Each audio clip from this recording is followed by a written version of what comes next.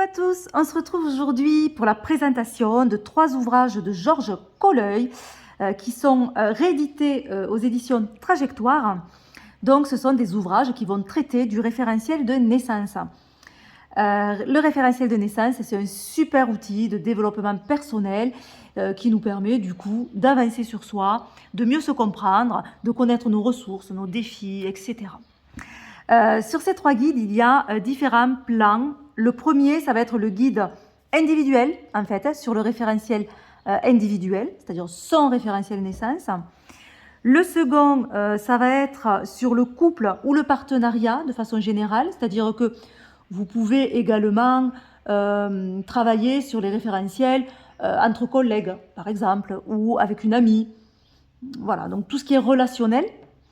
Et le troisième, ça va être tout ce qui est généalogie, donc la famille, mais également le groupe, par exemple une association ou un groupe de rock, ou voilà, tout un groupe.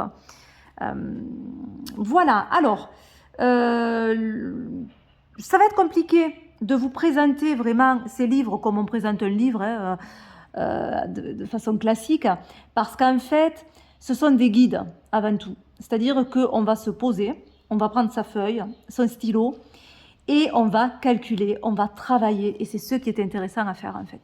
C'est vraiment travailler sur son référentiel, ou le référentiel du couple, ou de la famille. Mais c'est de faire en même temps qu'on lit.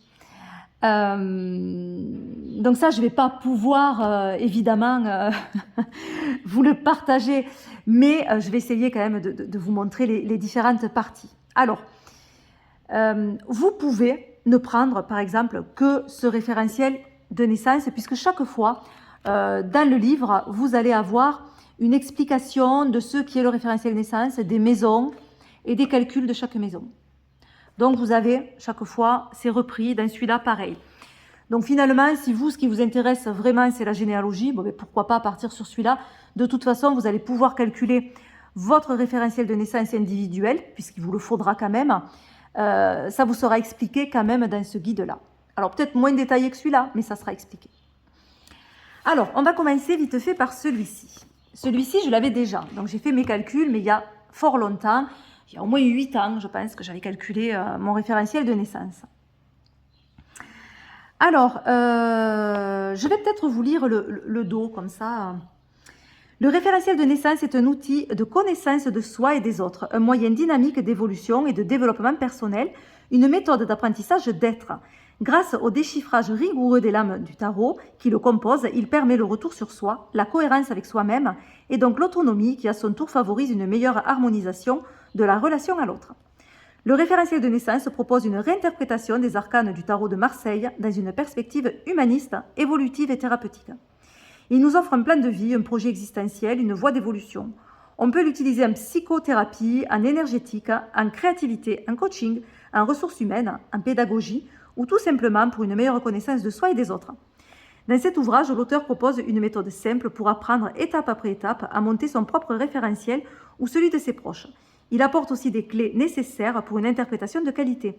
Ce guide est une excellente introduction à cette technique du référentiel de naissance qui connaît un essor considérable. Alors, ce guide, en fait, ça va être un condensé du gros bouquin, c'est celui-ci. Malheureusement, je ne l'ai pas, donc je ne peux pas vous en parler, je ne peux pas vous le montrer. Mais bon, voilà, celui-là est assez gros, hein, il y a beaucoup de pages. Et là, on a en fait un condensé pour avancer directement sur ces calculs et faire son petit référentiel de naissance individuelle. Mais peut-être qu'il y a beaucoup plus d'explications dans le gros bouquin, notamment sur les arcanes qui vont tomber dans les différentes maisons. Peut-être que ça pourrait être une aide.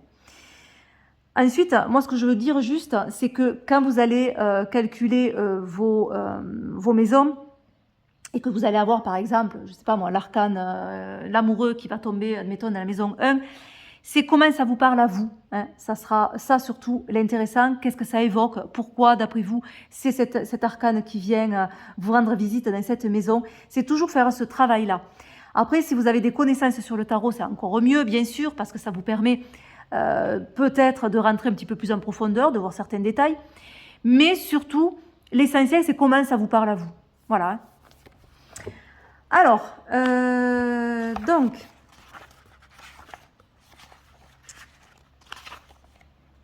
Donc le livre, c'est l'abrégé, hein, c'est ce que je vous disais, du gros bouquin. Voilà. Donc tarot, base du référentiel de naissance. Donc on revient sur le tarot de Marseille. Qu'est-ce qu'un référentiel de naissance, hein? Donc un outil de connaissance de soi et des autres, hein, puisqu'on va pouvoir le calculer aussi pour les autres. Monter son référentiel, donc hop, une image du coup du référentiel, ça donnera ça. Je peux vous montrer le mien, hop là. Voilà, donc ça donne ça, un référentiel naissance, je ne sais pas si vous voyez en entier. Voilà, avec toutes les maisons, ça c'est mon référentiel. Alors je me le suis fait plastifier sur feuille volante parce que je l'avais collé sur mon petit livret, mais c'est vrai que c'est moins pratique, hein. C'est bien de pouvoir se le faire suivre parce que par exemple on est à un moment du bouquin, mais on ne sait plus ce qu'on a en maison, ben on l'a à côté et on peut travailler plus facilement. Voilà, donc ensuite, il va vous expliquer toutes les maisons qu'on va calculer dans notre référentiel. Par exemple, la maison 1, c'est la maison de la personnalité. Alors en fait, ça va reprendre les bases de la numérologie, mais je trouve que c'est un complément à la numérologie. C'est super intéressant de faire son thème numérologique, mais aussi de faire son référentiel naissance, parce que ça amène une autre approche, hein. Ça amène d'autres explications. C'est différent aussi quand même, hein, dans les calculs, mais c'est intéressant. Et puis là, on va se baser vraiment sur les arcanes du tarot de Marseille. Donc, on ne va pas réduire jusqu'à 9, excepté les maîtres nombres, hein, pour la numérologie. On va aller jusqu'au 22, forcément. On va aussi calculer d'ailleurs un arcane mineur de synthèse. Voilà, donc les calculs sont très simples à faire et très bien expliqués. Donc, maison 1, c'est la maison de la personnalité. Donc, on vous explique qu'est-ce que c'est en fait cette maison.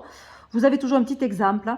Vous avez le calcul, comment on la calcule. Par exemple, là, la maison 1, ça correspondra au jour de naissance. Voilà, des exemples et des explications. Maison 2, on a la maison de la quête. Donc, par exemple, là, ça va être le mois de naissance. Et voilà, et on va travailler sur ça, en fait. Voilà, ma quête, ben, c'est cet arcane qui arrive. Pourquoi c'est cet arcane qui vient me rendre visite sur la quête? Qu'est-ce que c'est vraiment cette quête? En quoi ça correspond pour moi? Etc. Et donc, quand on va faire aussi avec le couple, ça va être intéressant de croiser, en fait, les deux référentiels et de voir les différences qu'il peut y avoir entre les deux.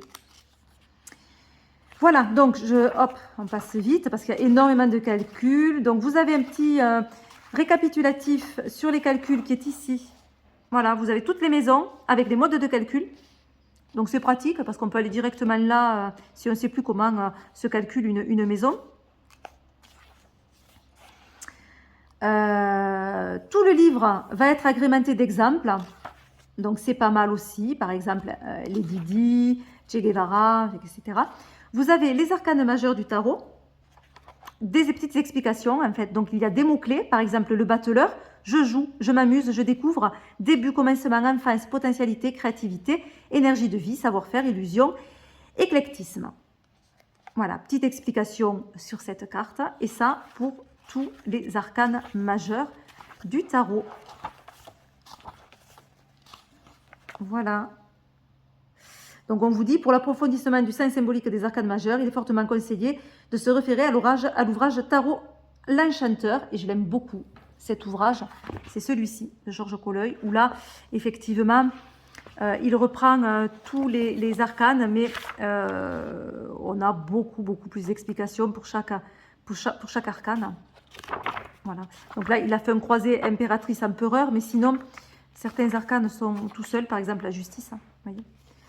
On va avoir beaucoup plus, évidemment, d'explications. Voilà, avec chaque fois, à la fin, un petit récap de mots-clés. Donc, c'est intéressant. Voilà, alors, on continue. Donc là, voilà, ce sont des calculs, en fait. On va les calculer, les miroirs, par exemple.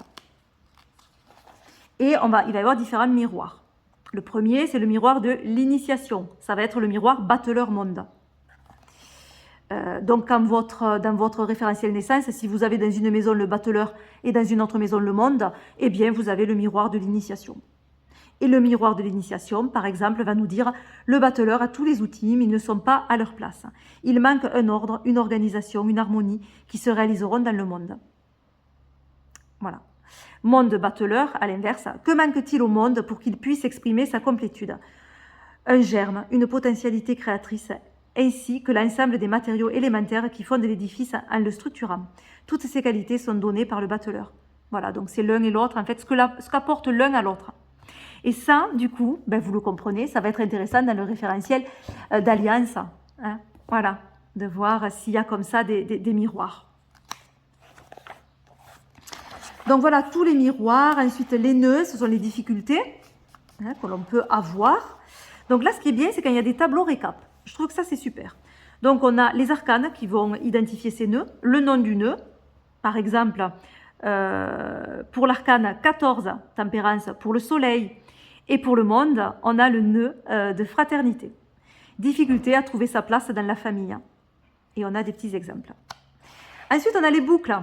Ce sont des répétitions de même arcane dans le référentiel de naissance. Donc, on voit qu'est-ce qui se répète. Par exemple, encore une fois, si on a le bateleur qui se répète, c'est la boucle du petit prince. Niveau matériel, l'enfance, l'immaturité, l'illusion, la candeur. Niveau psychologique, intellectuel, l'éclectisme, le savoir-faire, les potentiels énergétiques. Niveau spirituel, l'initiation, la préparation à la quête, la conscience de soi. Voilà, donc ça, vous avez pour tous les arcanes. Ensuite, les problématiques ou paradoxes du cœur du blason. Donc là, c'est un des calculs hein, du thème du référentiel naissance, et c'est celui-ci, le cœur du blason, qui est un arcane qui va être important, où on va voir à la fois un défi, une problématique, mais aussi une aide. On a ces deux notions hein, dans cette carte. Voilà, donc là, on va vous parler de problématiques selon l'arcane hein, dans laquelle vous allez tomber. Les 6 configurations, il s'agit d'une sorte d'engagement inconscient que le sujet a pris avec lui-même. Lorsque 2 arcanes bien particuliers coexistent dans un thème, quelle que soit la place en maison, nous avons affaire à ces configurations. Voilà, donc vous imaginez qu'on va retrouver sans arrêt des choses, donc chaque fois on va pouvoir travailler et calculer. Pourquoi la maison Dieu, le soleil, c'est le serment de la liberté retrouvée. Donc voilà, pourquoi ça me parle comme ça, qu'est-ce que ça veut me dire pour moi, etc. Les trous noirs sont des conflits qui peuvent être mis à jour dans un référentiel. Donc là, les arcanes, premier arcane, deuxième arcane, le trou noir. Donc quel conflit c'est? Par exemple, le premier, c'est le conflit enfant-adulte et ce que ça peut évoquer. Les étoiles en maison dans le référentiel. L'une des fonctions du référentiel de naissance est de nous inviter à réaliser l'éblouissante lumière de notre étoile sur la Terre. Voilà, l'étoile vient nous parler de cette vérité intérieure, de cette connaissance à laquelle on accède en se vidant de tous les savoirs.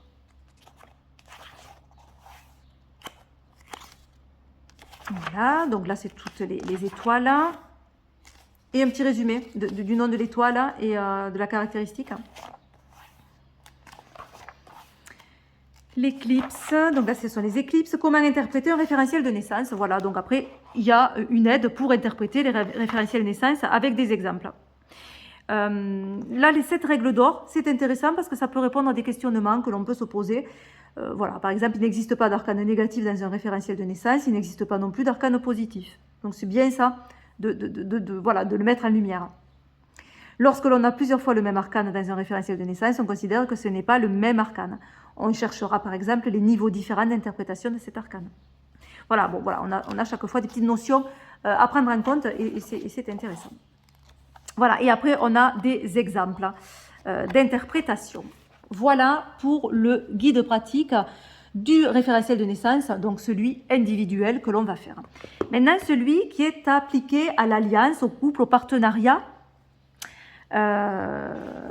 Donc, celui-ci, de nombreux arcanes dans l'ancien tarot de Marseille mettent l'accent sur la notion de couple et d'alliance. Roi et reine, empereur, impératrice, pape et papesse, l'amoureux, la lune et le soleil, etc.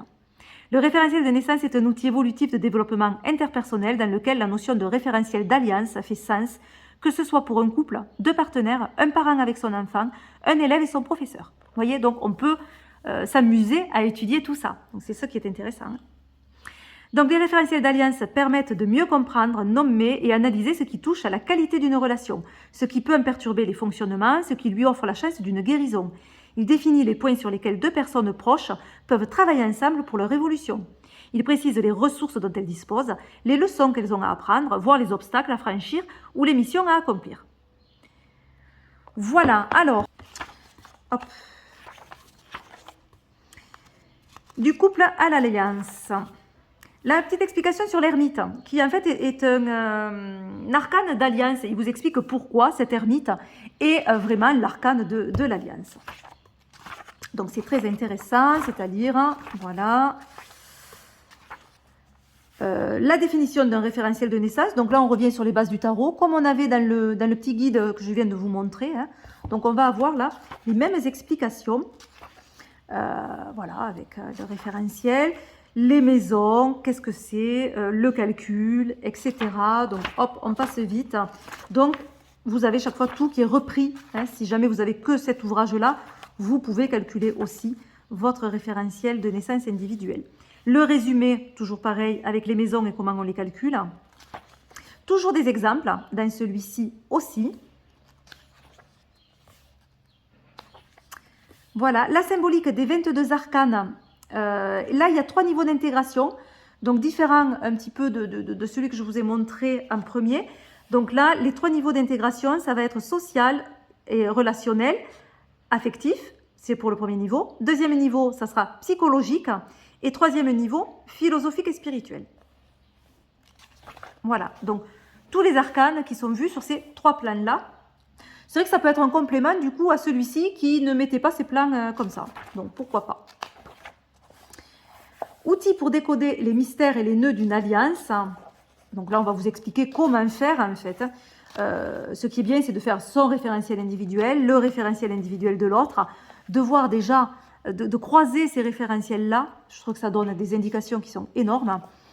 Et ensuite, de faire l'étude du référentiel combiné. Voilà, le sens d'une relation. Bon, après, voilà, je passe vite parce que vous allez avoir plein d'explications, en fait, et de choses à regarder.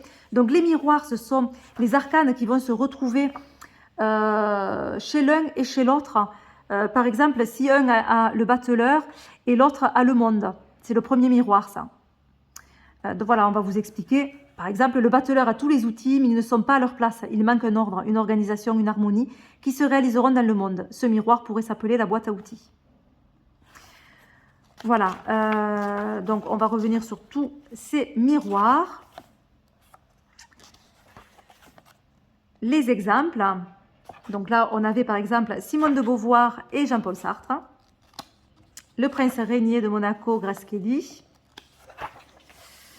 Donc le chemin l'un vers l'autre. Donc voilà, ce sont les croisements que l'on va pouvoir faire sur les référentiels de couple. Voilà, donc toujours des exemples. La charte d'alliance, on extrait du référentiel de couple 5 arcanes spéciaux qui suffisent à définir la nature d'un pacte entre les 2 partenaires d'un couple. Le cœur du couple définit la problématique du couple. La maison 4, la mission du couple. La maison 7, les défis du couple. La maison 6, les ressources du couple. Et la maison 5, le passage obligé du couple. L'analyse de ces 5 maisons est édifiante. Donc voilà, on vous dit déjà rien que ces 5 maisons et on a un aperçu qui est énorme sur ce partenariat ou ce couple. Voilà, toujours des exemples.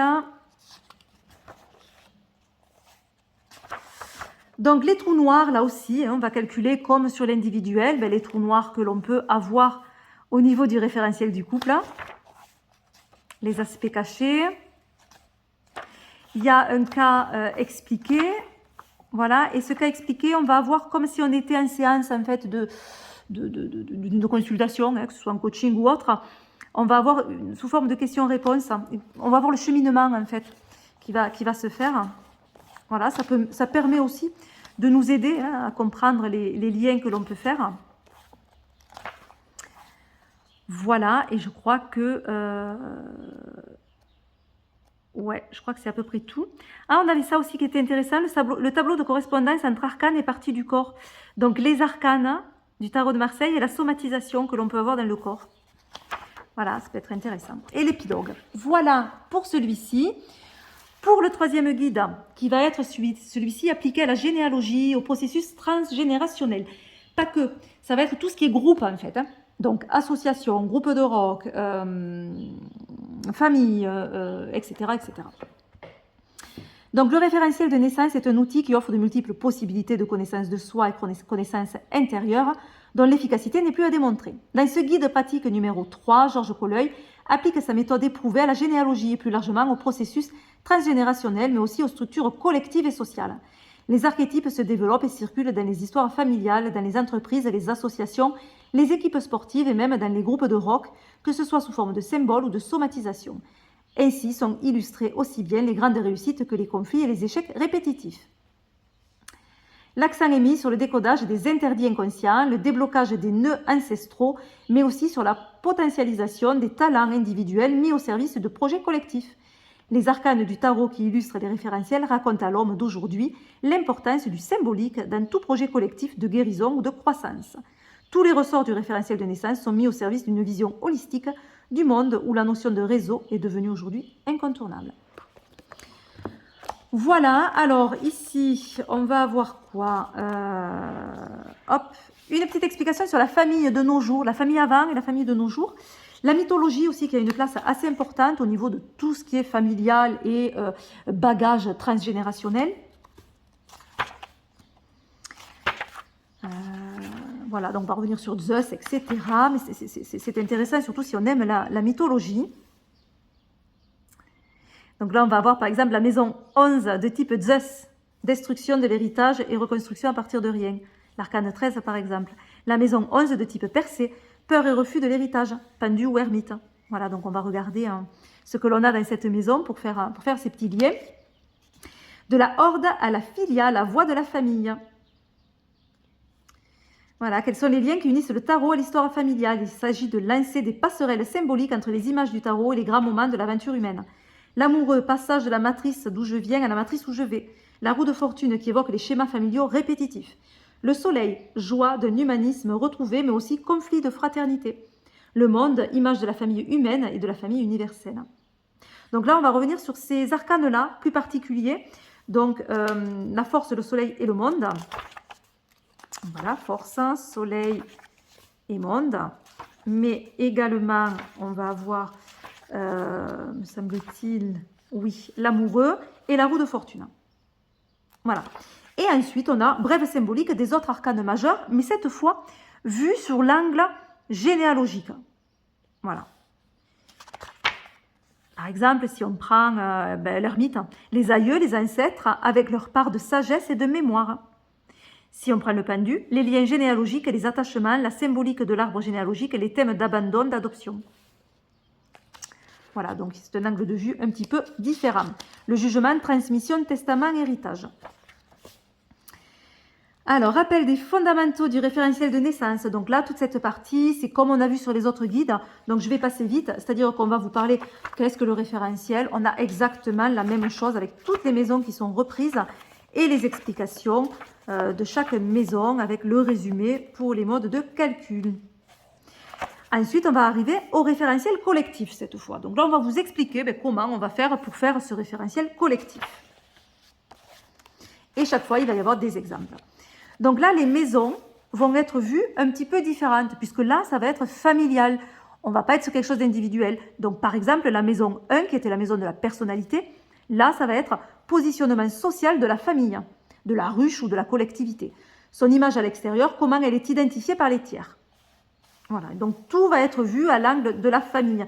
C'est-à-dire que les ressources de la maison 6, qui étaient nos ressources individuelles, là, on va avoir les ressources que chacun peut puiser dans la famille ou le groupe.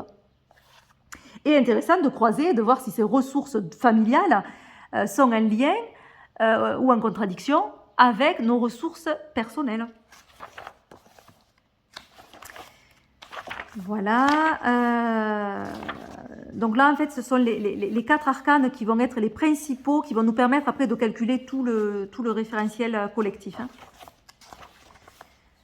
Voilà, donc on retrouve... Donc ça, il faut que je me le fasse, parce que moi, je ne me suis pas encore fait. J'ai travaillé sur ces 2 guides avant de vous le montrer, mais j'ai fait la première approche. C'est-à-dire que j'ai passé quand même pas mal d'heures dessus, mais je n'ai pas encore développé, puisque ça viendra en seconde étape. Je n'ai pas eu le temps. Voilà, alors là, on a un exemple pareil que l'autre, hein, c'est-à-dire sous forme de questions-réponses, comme si on assistait à une consultation. Donc les transmissions, donc là on va voir comment se connectent deux référentiels ensemble, deux ou trois, voilà. On va faire les liens en fait entre ces référentiels. Donc parfois avec des arcanes qui vont être identiques, parfois non. Mais même s'ils sont identiques, ils peuvent parler différemment.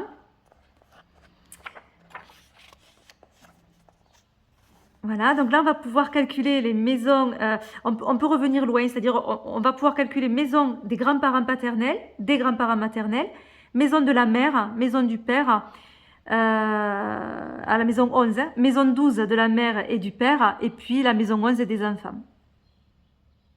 Voilà. Maison 11, c'est toujours ce qu'on reçoit en fait en héritage, et la maison 12, c'est ce qu'on transmet. Donc quand on est parent, on va aller voir sa maison 12 et on va aller voir comment reçoivent les enfants en regardant leur maison 11 à eux. Mais du coup, quand on est parent, on peut regarder également à l'inverse ce que nous ont légué nos parents à nous, en fait. Faire des croisements comme ça. Et ça peut être intéressant parce qu'on peut voir s'il y a des arcanes qui vont se répéter, peut-être des grands-parents aux enfants. Voilà. Donc là, on va avoir le triangle de la filiation. Exemple de transmission parentale, la grande passerelle. Donc là, un exemple d'analyse. Voilà, mais comme je vous dis, tout ça, en fait, il faut le calculer, il faut se poser, prendre son petit stylo, faire ses petits calculs. Et c'est intéressant. Donc, on a le casting familial ou le rang dans la famille. Hein. Donc, premier enfant, deuxième enfant, troisième enfant, voilà, etc. Le référentiel de naissance planétaire. Oui, donc là, on peut étudier également une date en particulier sur un pays. Par exemple, prise de la Bastille, hein. Voilà un exemple. Voilà, donc on peut s'amuser aussi à faire tous ces calculs-là, c'est intéressant. Hein. On a les petites devises selon l'arcane qui va symboliser en fait. Je crois que c'est sur le cœur du blason. Oui, sur le cœur du blason qui est, comme je vous disais, hop, qui est ici, le cœur du blason. Au niveau familial, moi je sais que j'avais le 5 au niveau de ma famille. Donc nous, notre devise familiale, du coup, c'est l'union fait la force. Voilà. Ben voilà, c'était intéressant. Voilà pour ces différents calculs. Alors je vais vous montrer vite fait. Hop. Moi je me suis fait mon petit cahier. Vous voyez, donc ça je vous ai montré. Mon petit cahier référentiel naissance. Donc j'avais collé, mais comme je vous expliquais, ben, c'était pas super pratique. Je me suis fait mes maisons. Alors, pour vous dire, j'ai pas évoqué sur les livres, la maison 1 c'est la personnalité, la maison 2 c'est la quête, la maison 3 c'est la pensée, siège des désirs et des peurs, maison 4 l'action, siège des missions existentielles, la maison 5 le passage obligé, la croisée des chemins, la 6 ce sont les ressources, la 7 les défis, la 8, les transformations. Donc ça, c'est la météo, c'est selon l'année. Hein. La maison 9, c'est du soi, de la réussite. La maison 10, c'est les échecs et les expériences. La 11, les mémoires anciennes. Donc, ce que je vous disais, hein, ce qu'on va léguer entre parents et enfants. 12, la maison des mémoires du futur. 13, cœur du blason. 14, arcane mineur de synthèse. Voilà. Et voilà, après j'ai fait tous mes calculs et ce que ça m'évoque pour moi. Puis j'ai fait une petite recherche aussi où j'ai collé des choses. Voilà, et franchement, c'était intéressant de calculer ces petites maisons et de voir comment ça vous parle. J'ai fait également, mais comme je vous dis, je ne l'ai pas encore vraiment calculé, mais le référentiel du couple. Donc j'ai repris mes maisons, j'ai fait avec mon mari du coup, et notre référentiel à nous au niveau du couple. Voilà, et ce qu'on a en miroir. On a le miroir de l'amour, par exemple. Voilà, on a tous ces miroirs ensemble. Et puis voilà, tous les calculs que l'on peut faire. Et au niveau référentiel généalogie, pareil. Donc ça, c'est par rapport à ma famille, j'ai fait. Donc sur mon mari, moi, ma fille, mon fils et le total. Ça, c'est notre référentiel de famille. Voilà, on peut calculer une date familiale. C'est marrant, ça. Nous, c'est le 8 avril. C'est marrant. Voilà, et oui, la devise, c'est bien l'union fait la force. Voilà. Ben voilà pour ces guides de Georges Colleuil. qui sont intéressants pour cheminer, pour travailler sur différents plans, à tester en tout cas. Voilà, moi je vous fais plein de gros bisous et je vous dis à très vite. Bye bye.